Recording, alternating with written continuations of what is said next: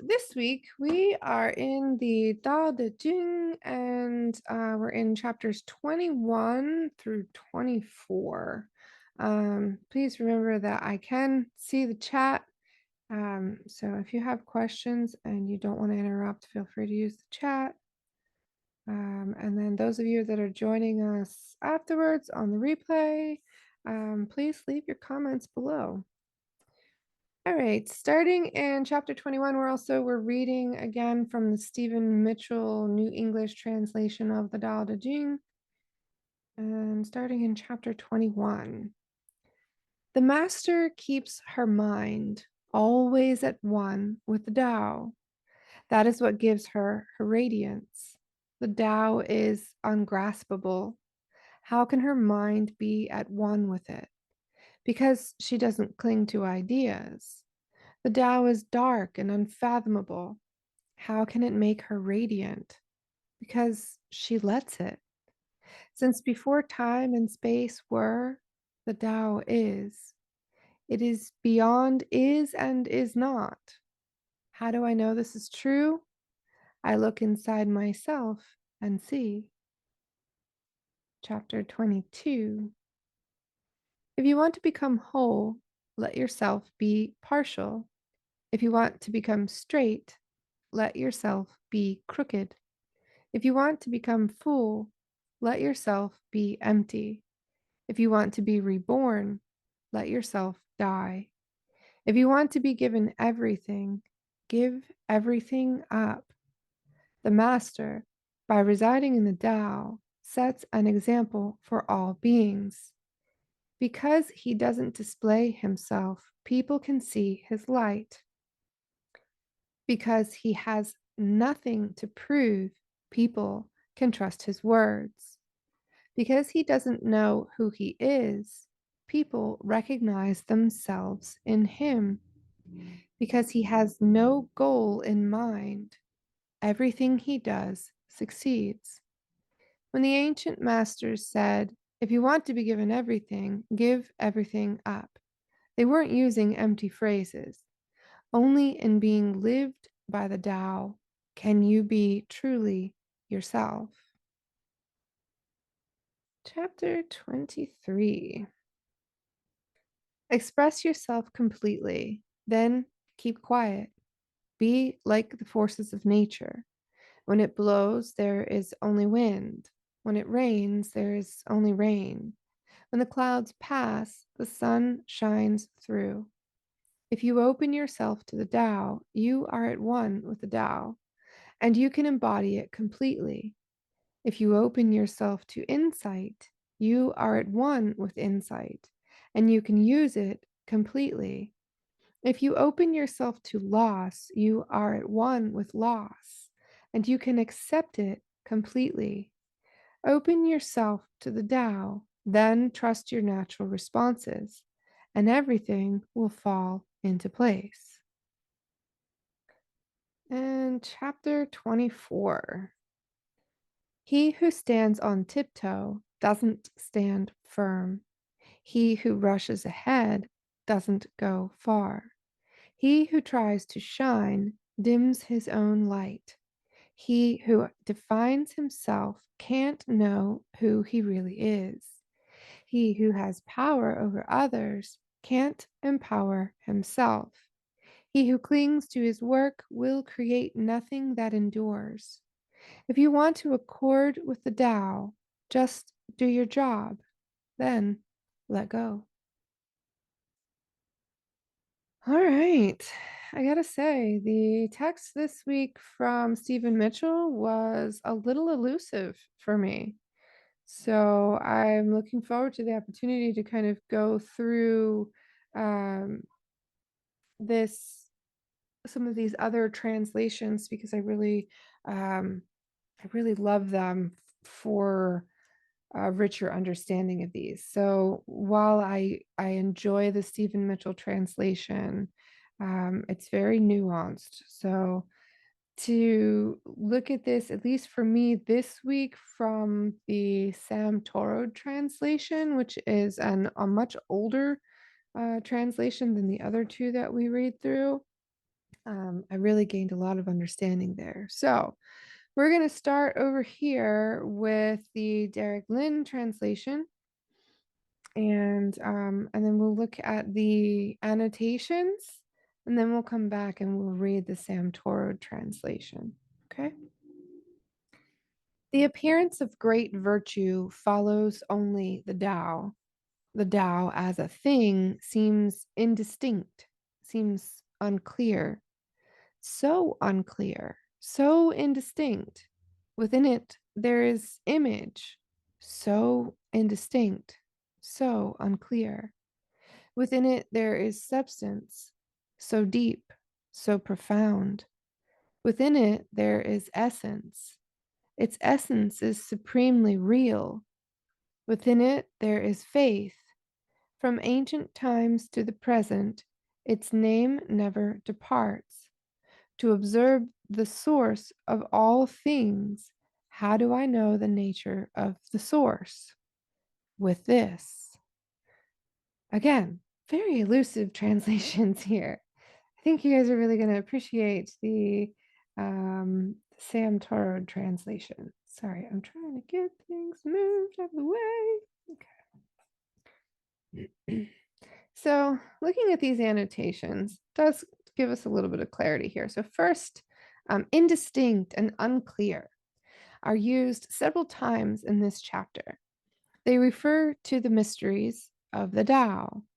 We find the great unknown at the heart of existence. No matter how we probe it, total understanding eludes us. Every time we solve one puzzle, another presents itself. I really love this. The second annotation, one of the mysteries of the Tao is the essence of life. How exactly does life arise from inorganic, lifeless material? This is something we still do not understand. How exactly did we, life forms not so different from others on this planet, become self aware?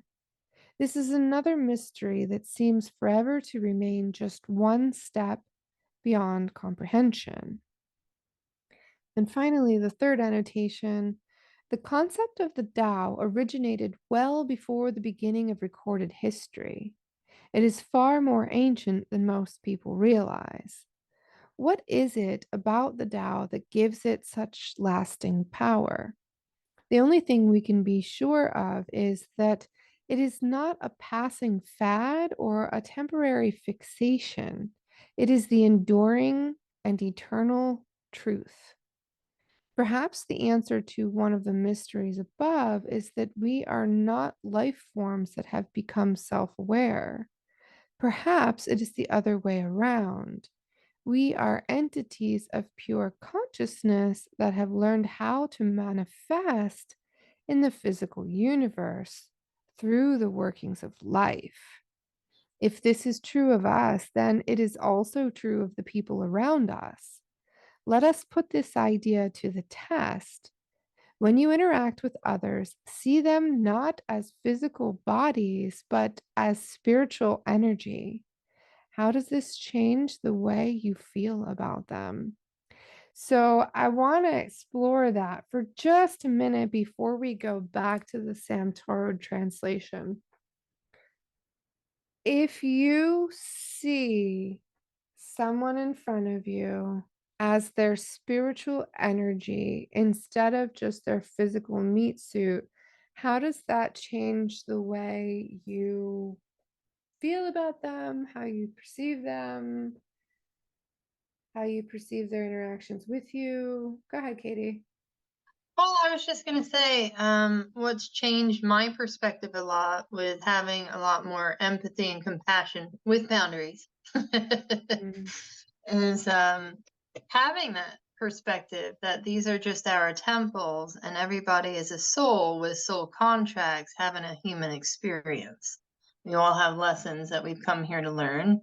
And some of us have made soul contracts that deal with karmic ties, and those karmic ties, whether good or bad, are still just lessons, and we're all all souls that go back to one, I guess. Mm-hmm.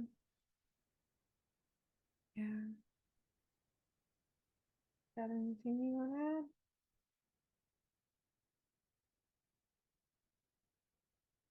No? Jess, got any thoughts on it? No, not yet. Okay. All right. So, um, personally, I'm starting to only be able to notice that spiritual energy. I'm actually really struggling to remember that there's a physical meat suit attached to the energies of the people that I have been around as of late. So, how does it change the way I feel about them? I feel like energy doesn't lie. Um, when you feel someone else's animosity or shame or aggravation or whatever it might be, that's that's not necessarily who they are, but it's the energy that they're carrying at that time anyway.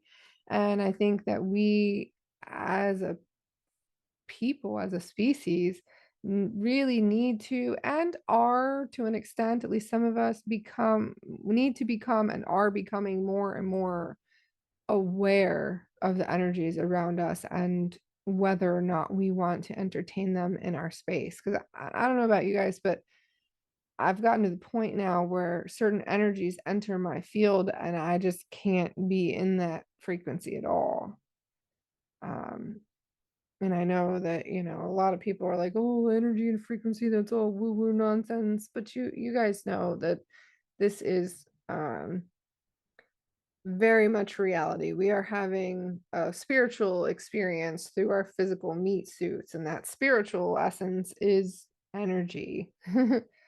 uh yeah, tuning forks. Well, and you're right. I mean, that's a good point that we're all on different parts of our journey and it doesn't make anybody wrong or right. I think that that's one of the biggest things that's kind of been a reality check for me is there was a long time there where I would beat people over the head with scripture, like to death, and including myself. And if they weren't in line to receive it, they weren't going to receive it anyway. But little did I know the kind of stuff that I was drawing in. And now that I have kind of opened up my heart to the idea that yes, good and evil exist, and there isn't necessarily one right or wrong way to do things, and that everyone is on their own journey at their own pace and their own timing, and even more so, that everyone has a different life purpose. So my life purpose isn't necessarily going to be the same as your life purpose, but that doesn't mean that your journey isn't any less sacred or more sacred than mine. But to honor you right where you're at, wherever you are, for whatever purpose you're here to serve. You're right. It is like watching your children grow. If you pay attention to the world around you. I mean, unfortunately, there's a lot of people who are really oblivious to the world around them. They don't really pay attention to other people's emotional output at all, or even just basic common decency and courtesy, like, oh, someone's coming towards me in the aisle. I can move out of the way for them. Basic common sense. You know, a lot of people are oblivious to that, but I do believe that there are some people that are genuinely trying to do the work and genuinely trying to be human beings that we can see growing, or if we don't see them growing, it's a point of sadness or loss for us, but we have to realize that it's in a timing that they have agreed to, not in a timing that we have agreed to. You know what I mean? I remember thinking, oh my gosh, they haven't accepted Jesus. They're going to go to hell, and just being so distraught. And now I just wish people would um, see their inherent worth and then live up to it. That's it. Divine timing versus free will. What do you mean? Can you explain? Can you elaborate on that? I don't know. If everything's divinely scripted, how much room do we really have for free will? Well, I think it's kind of like, those choose your adventure books. I love those books. Yeah. I wonder if it's like that. I I'm not. I kind of feel, see, and that's kind of how I feel about it to a Uh-huh. degree. I've been really wrestling with this concept of free will and Hmm. divine timing because as we learn to surrender and be the lily pad in the water, everything happens the way it's supposed to be. But if everything happens the way it's supposed to, then where is free will in that? But I do feel though there are choice points, like you say in those books, where we can make choices, and then there are other times when we don't make the right choice, and the universe steps in and is like, "Well, I gave you a chance, and you didn't take it, Well, so I'm gonna that's change a good point. That's that." a really good point though. Like if you listen to Marley's thing for the month of October, she basically is like, everyone that was supposed to make the change in their life and they didn't, you're gonna be forced to make that change coming up. Like we do have a tendency to kind of be pushed into certain outcomes, and it's so strange when you finally start to see that. So Mm. yeah, that's a really good point. Um, I don't know, maybe because we are the Tao is doing whatever he wants with us, so to speak.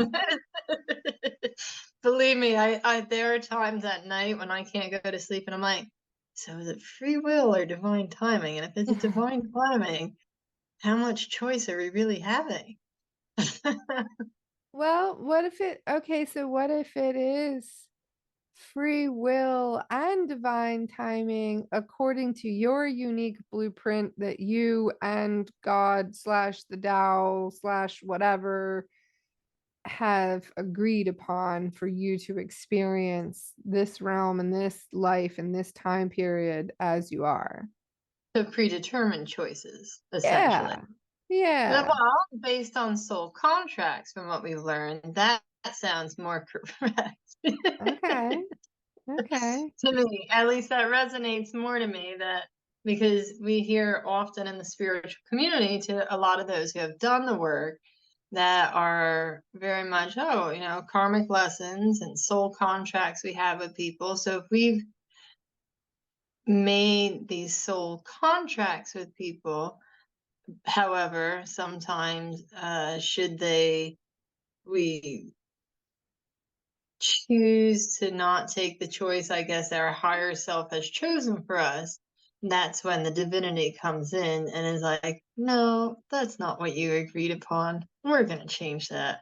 Well, and there are some people that say, well, you're just going to go through it again. I tend to And that may believe be true too. I tend to believe it this way. The divinely scripted aspects are the scenarios or the options and your innate abilities. But the free will is the choice you choose to make using your innate abilities in each divinely scripted situation. Still, so it really does just sound like a big old game to me. Yeah, it's a simulation. That's exactly what I was thinking of. I was thinking of playing a video game. Yeah, because you have the choices and you have the abilities. Just sounds like a big old video game. Sorry to go off track. I digress. Go ahead, Jess. I was just gonna say that I keep coming back to the Tao is ungraspable. Mm, How can her mind be at one with it? Because she doesn't cling to ideas. yeah. So it's like I feel like um just again letting your mind be like a newborn child and Mm. I don't know, not try to understand so much. Be Jimmy, open. I don't know. Yeah. Yeah. For some reason, I was focused Yeah. on that little part. We went into that last week, didn't we? About Mm-hmm. scholar versus what was the term used?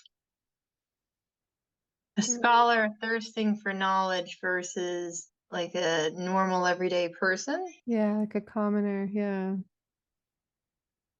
So that Um, that makes sense too, that it's just indescribable, mhm, incomprehensible. You mhm. just accept it and I guess surrender. Oh, it's that flow, right? We're just kind of flowing with it. Sometimes the river gets a little rough and wild and choppy. Sometimes it's calm and tranquil, you know? So this is the Sam Torah translation. Just to refresh, I know that it's been a minute since I've told you about this one. This was based on a translation actually by Dwight Goddard from 1919 that was extensively revised by Sam Torod. So keeping in mind that these aren't all like exactly original, these are all adapted forms of the Tao. Okay. But all the many forms of virtue flow from the Tao, but the nature of the Tao is infinitely elusive.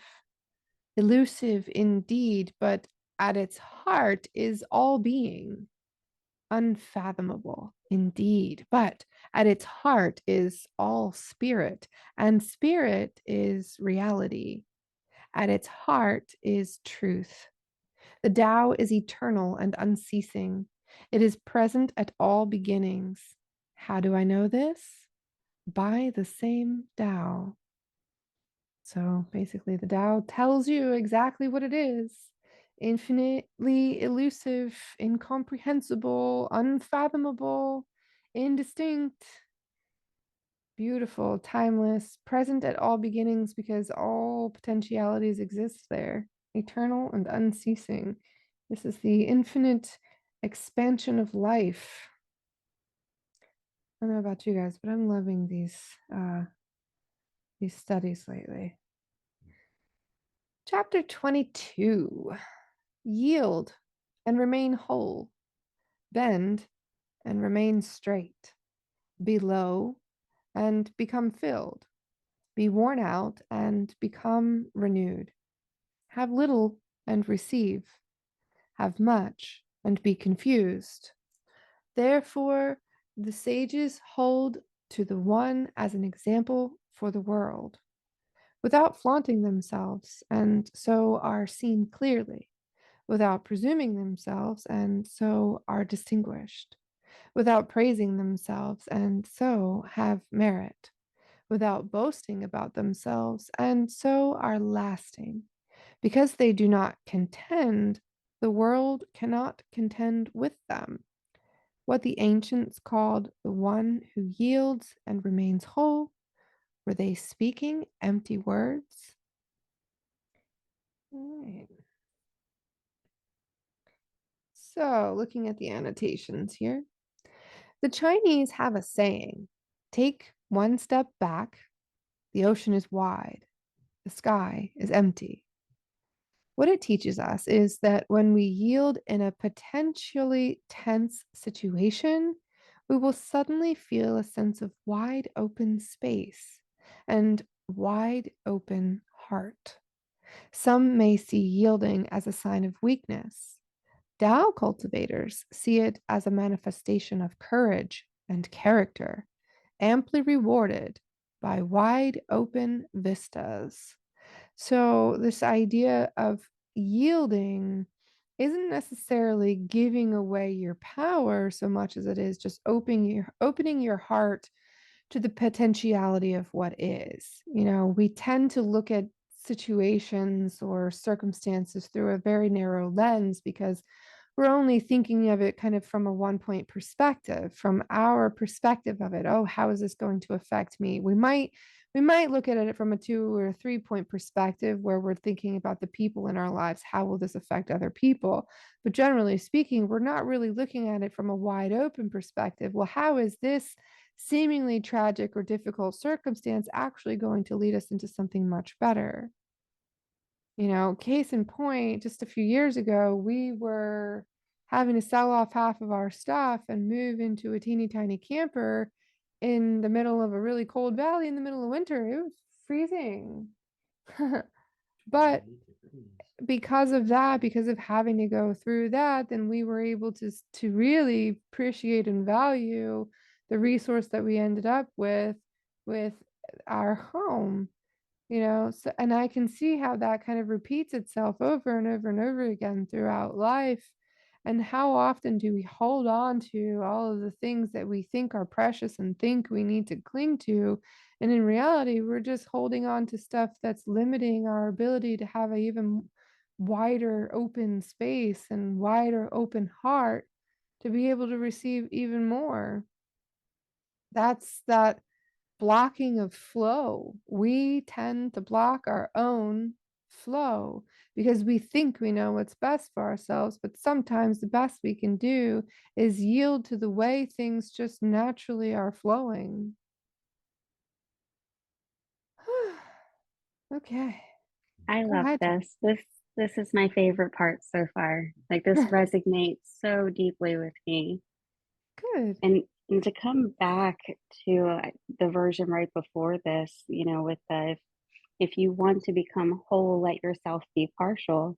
Mhm. People who have always been whole wouldn't know what whole is because they've just always been. They have Yeah, to, like you said, you have to have, go through something or have less before you appreciate more. Because if you were always in the more, you wouldn't know what more was, yeah. if that makes any sense. Well, he who was faithful with little was faithful with much, right? Yep. I mean, it's we grow through the challenges. Let's actually go a little bit further because we're going to look at how that bending is, what the bending was talking about. So let's go down further. Being low means being humble. To be filled is to receive abundantly. Just as lowly places tend to be filled with water, so too does a humble person receive an abundance of respect and goodwill. Yeah, well, because think about it. When you have to be humble and you don't have a choice because you feel like you're drowning, of course you're going to be very appreciative of the things that you do end up receiving. You're going to have great respect for anything good that comes your way. Number 3, this line highlights an interesting paradox. Sages have no wish to show off or be highly visible in any way. This makes them unique in a world where most people love to draw attention to themselves. Ironically, their uniqueness makes them conspicuous. So they're trying not to stand out, and because they're trying not to stand out, everybody notices them. Like pliant plants, hold on 1 second. There we go. Like pliant plants, sages bend when the strong winds of contention blow. Because they do not get contentious or defensive, others cannot contend against them. There is literally nothing to attack.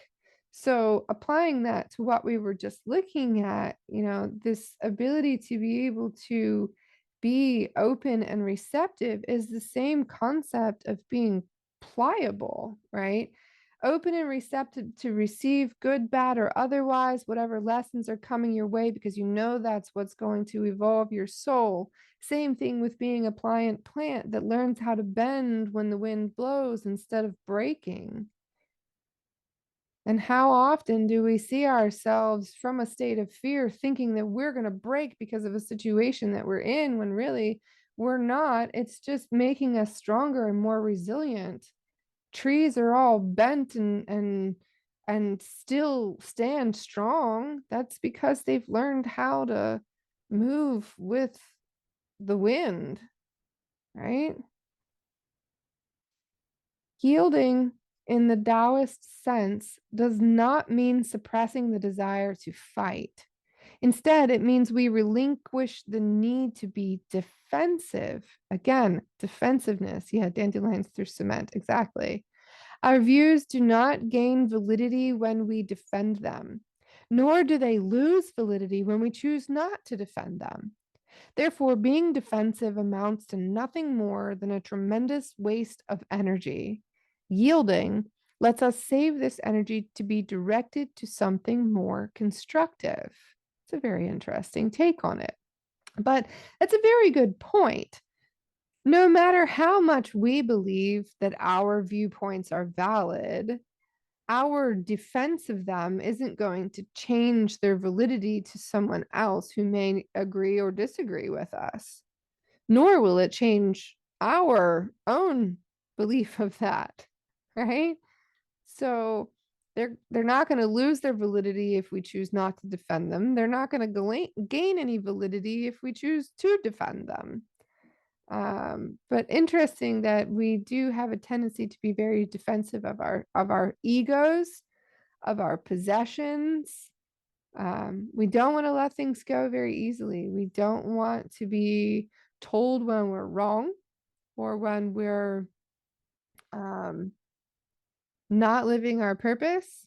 At least most people don't like it when you tell them, hey, I see you heading down the wrong road. They don't want to hear it. And maybe that's between them and God, but Katie, you got something? Yeah, I was just gonna say, I feel like um, that comes with the territory of being able to understand that there are some things hidden in the shadow and different perspectives that you may not see about yourself. Mhm. And therefore, this is where constructive criticism comes at hand. I think some of the best constructive criticism you could get is to better develop yourself, as Mm, long as you don't take it defensively as somebody insulting you and taking it as somebody loves you and wants to see the best of you and is just showing you what you cannot see. mhm. Well, a lot of people take it as a hit to their pride, right? Oh, something's wrong with me. Well, something's wrong with you too. Instead of saying, Tit for tat. oh, wow, thank you so much for mirroring that back to me.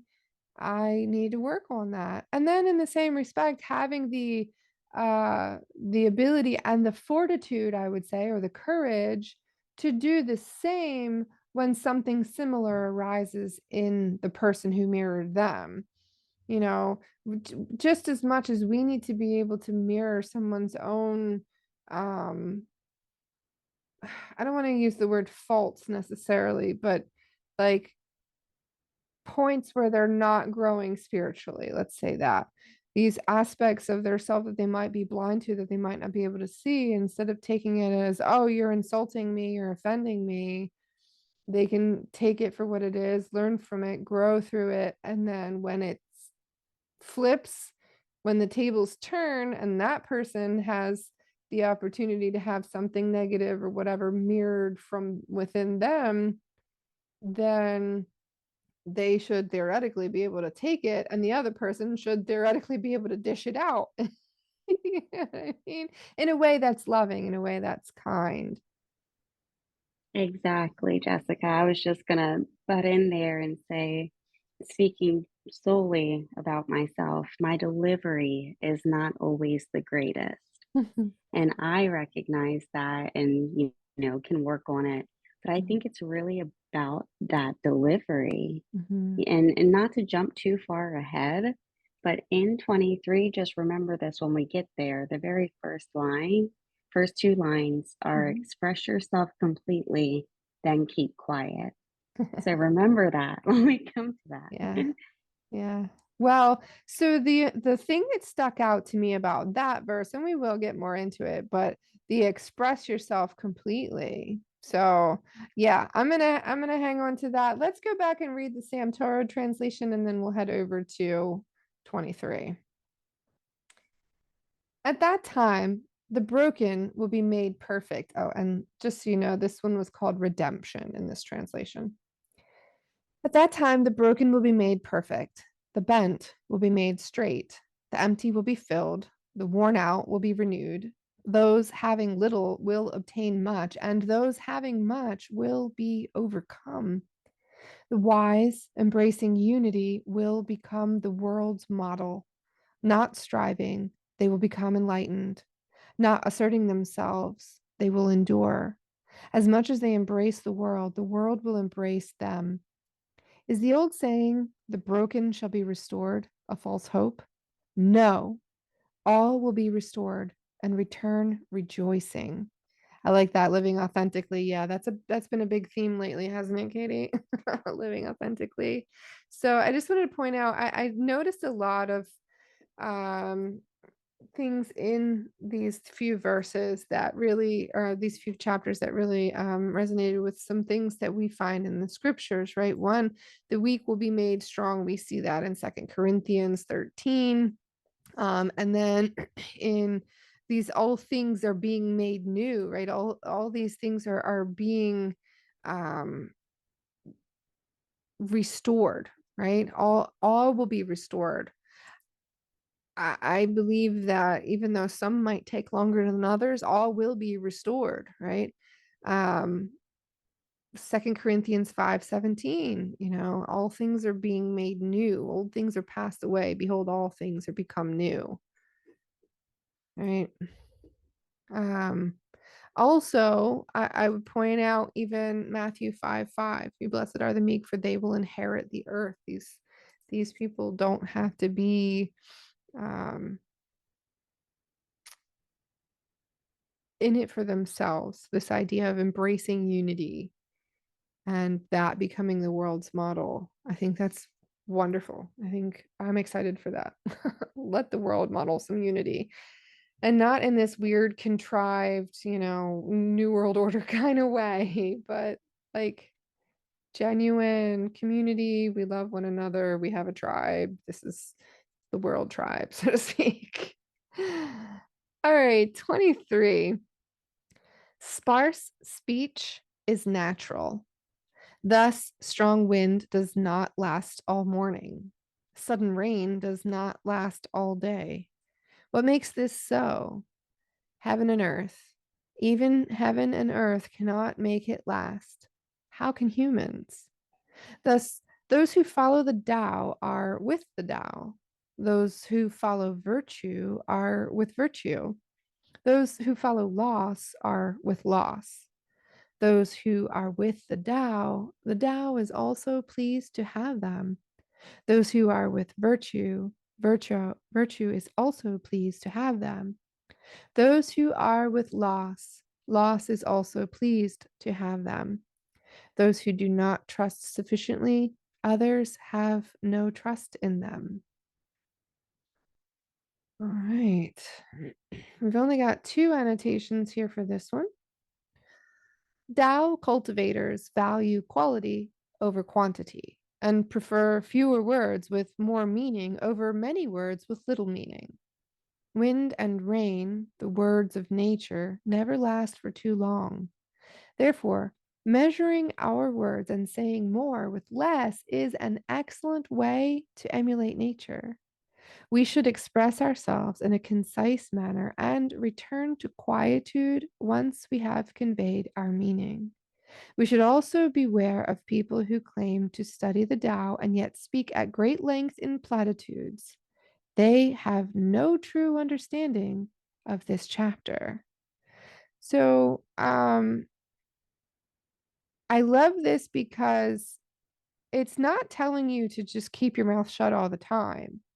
It's say what you need to say. Sometimes, like the wind and the rain, the storm, like come in hot, but then return to quietude, return to peace more for your own sake than anything else, honestly.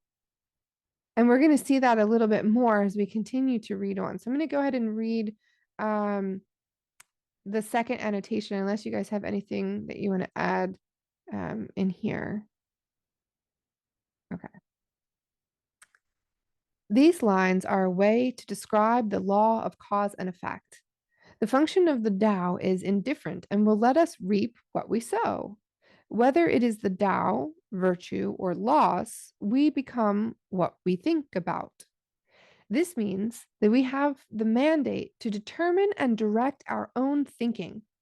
Rather than allowing the mind to wander off in random directions, Tao cultivators impose discipline on themselves. Using fewer words is only the first stage in this discipline.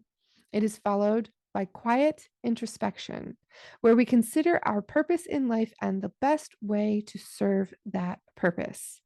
Once we solidify our thoughts on this matter, our path, or the Tao, through life will become clear. So we do need to discipline our mind, and one of the best ways that we can start is by choosing our words very carefully, choosing our words to have more meaning with less words instead of many words with little meaning. Any thoughts? Any questions before we this one? I like this one. This one's my favorite translation of this chapter. Peace is meant to be our natural state. A whirlwind never outlasts the morning, nor a violent rain the day. Just as earth and sky return to peace, so should we. They who act with violence become violent. They who act with virtue become virtuous. They who act in the spirit of the Tao become Tao-like. They will follow the Tao will guide. They who pursue virtue, virtue will reward. They who live by violence, violence will soon destroy. So again, warning against the extremes, right? And this is a reminder, Jess, you were talking about your delivery. You've been talking a lot about issues at work, you know. How are you guys going to shift back to that natural state of peace once you've said what you've needed to say and you've handled the situation? So for me, with my delivery, Mhm. I guess like it was talking before with, if you want to become whole, let yourself be partial. Well, I've been to one side. We'll say black and white thinking. I've been to the black side, and then I've been to the white side. My delivery has been to both extremes. Okay. So now that I've had those and have seen the outcomes, the cause and effect, and reaped what I sowed, through all my experiences, it's opened up a huge gray area, like the Tao, the ebb and flow, you know, not so much extremes. So Mhm. just allowing myself to live in that area and keep working on it, just being aware and not holding on to it, you know? Yeah. I think it's kind of like this. Like, imagine yourself floating on a tube down the lazy river, but like an actual river, and then sometimes it gets a little bit rougher. You hit a few rocks, you got to kind of course correct and, bounce off of things. But generally, you kind of go back to this state of relaxation, just kind of floating along on the river. The whole ride is not perfect and amazing, but generally speaking, you should be able to swing back to equilibrium instead of being on opposite ends of the pendulum all the time. Exactly. Yep. And at some, moments in life, my delivery needed to be really rocky. And, Mhm. that was Yeah, just what it was at that moment. And yeah. as long as I don't stay there and can come back to center, then all Hmm. is well. Hmm. If we could learn to love the rapids of life. Well, I mean, I'm a bit of an adrenaline junkie, so I don't mind a few rapids. I like shaking things up. I get Same. bored. Well, I mean, seriously, like life is meant to be lived. We are meant to experience great passion, great heartache, and everything in between with a measure of joy, and an abundance of wisdom as a result.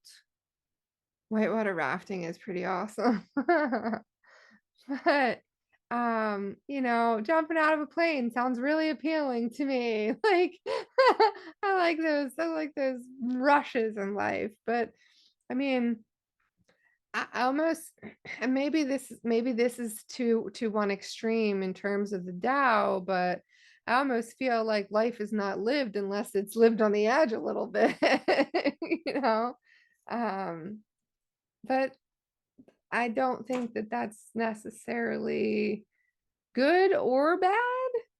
But I guess if you did it like that all the time, it would be to one extreme or another. You know what I Exactly. It mean? comes back to the whole moderation thing. All Yes, those different energy flows are absolutely needed at exactly. some point. So, Exactly. Um, so yeah, be like the water. Couple of things, and I may have missed my opportunity to talk about this one, but there was a portion, it might have been in verse 22, but for whatever reason I had this scripture pulled up, Luke 16:10. Whoever is faithful with very little will also be faithful with much. So, and then Ephesians 4:26, don't be angry, or I'm sorry, be angry yet do not sin, do not let the sun set upon your anger. So return back to that state of peace. Don't stay um in a place where it's warping your soul. I feel like resentment, bitterness, um, that kind of stuff really just consumes your soul and twists it all around. Yeah, I think it's good to feel the emotions that lead to those things, but I think we need to be very careful not to live in those extremes.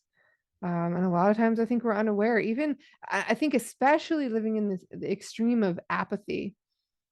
We become kind of complacent about certain things in our lives, and then before you know it, we're pretty apathetic to everything. It's not good. We do need to have some kind of feeling in the world. Okay, so our last chapter of the night, chapter 24. Those who are on tiptoes cannot stand. Those who straddle cannot walk. Those who flaunt themselves are not clear. Those who presume themselves are not distinguished. Those who praise themselves have no merit. Those who boast about themselves do not last. Those with the Tao call such things leftover food or tumors. They despise them. Thus, those who possesses the Tao do not engage in them. All right.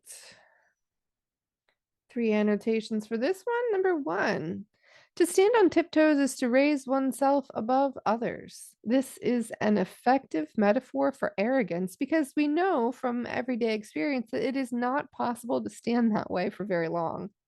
Similarly, an arrogant person's facade of superiority cannot last. Number 2, to straddle is to strike an exaggerated pose. This represents pomposity, a pretentious display of the ego. Just as we cannot walk while straddling, so too can we not make any progress in life when we are too busy projecting a boastful sense of self importance. Before I go any further with that, I just want to bring up the scripture that came to mind for me. With that, there's actually two of them. There's Luke 12 and then Matthew 6, 5 to 15-ish, where it's like, don't be like the Pharisees. They love to pray standing in the synagogues and on the street corners to be seen by men, right? Don't be arrogant. Don't be out there being haughty and proud and showing off just for the sake of self-validation. Like, if you're going to go out and do something in the world, do it for the benefit of all humanity, but not for your own self, not for your own pride, your own ego, your own fame, all of that jazz. Because ultimately, how many times have we seen a star fall from grace because they're human and they mess up. And when you put yourself in the spotlight, you end up, at some point falling from grace. It's just how it is. Number 3. A common fallacy in the philosophical study of the Tao is the idea that because everything is relative and the Tao encompasses all, there are no good or bad things in the Tao. This chapter points out that true Tao cultivators regard arrogance as useless, harmful, and despicable.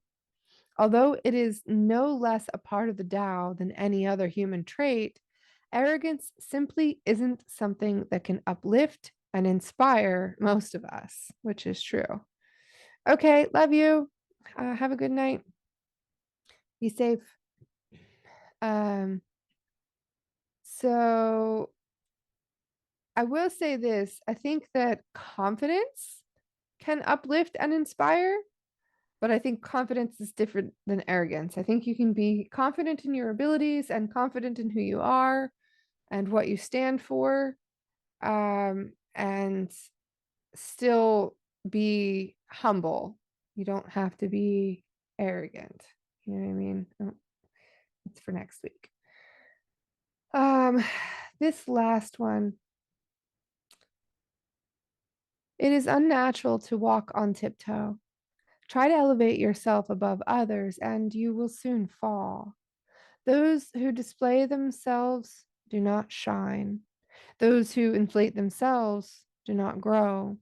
Those who assert themselves do not gain merit.